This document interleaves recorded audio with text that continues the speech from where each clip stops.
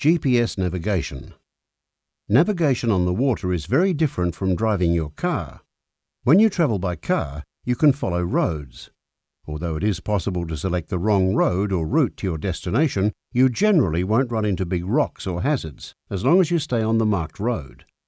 But there are no roads on the water.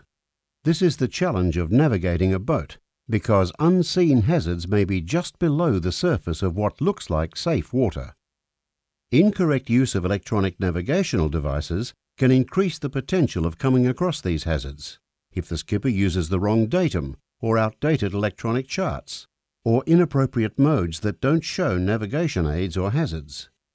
And not every GPS unit is completely accurate, either because it is set with the wrong datum or has outdated software, and like any other electronic equipment dependent on battery power, don't rely on it by itself.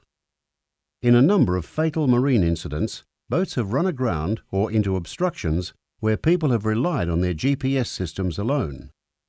A GPS is no substitute for sound watchkeeping and navigational practices, and should only be used in conjunction with other aids to navigation.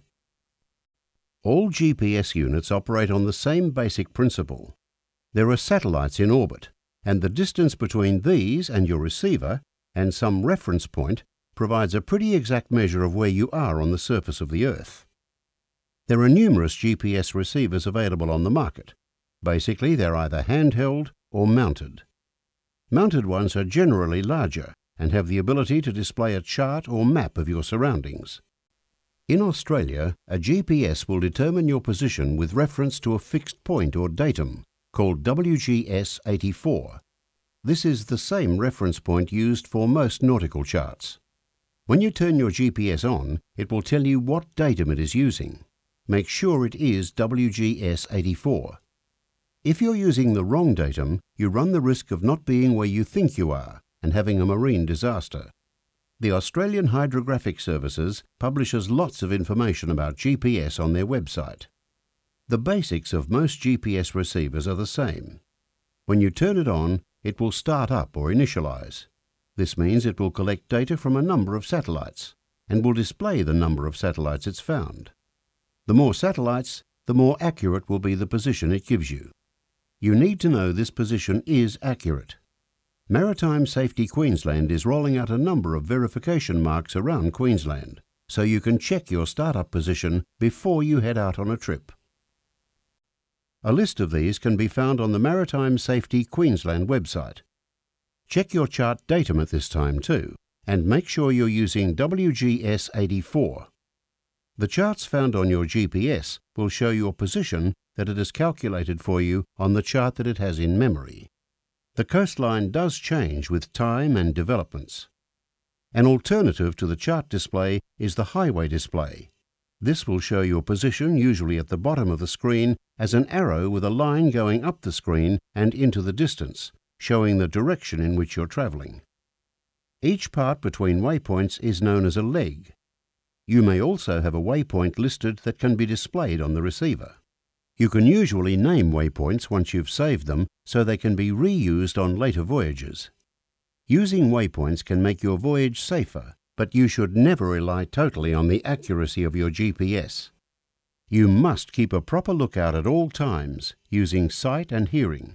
This is an international law. Your GPS can only help you navigate. It can never do the whole job for you. You should always verify what the GPS is telling you by referring to a nautical chart or beacon-to-beacon book. Your GPS may have many features. Consider some additional training from your supplier, your boat safe trainer, the Volunteer Coast Guard or Volunteer Marine Rescue to improve your knowledge and understanding of the unit and how it can help you navigate. You should always remember the following points. Masters must maintain a proper lookout while underway to identify any approaching hazards. Masters must travel at an appropriate speed so they can take action in the event of an emergency. You're advised to switch the unit on and select the correct chart datum before you depart on your trip. If you can, use the verification mark to check this. GPS units require some time to initialize, and the master needs time to assess the accuracy of the position information before leaving. The accuracy of GPS units can be compromised by power failures or poor connections. Always ensure your electronic chart is updated with supplier upgrades, and check the date on your electronic chart. A GPS position isn't a real position until you plot it on a chart. When going to a waypoint in a straight line, check what's between your boat's initial location and the waypoint. You must always keep a lookout. Consult navigational charts and publications in addition to using your GPS. Be aware of areas under construction or development, as hazards may change frequently.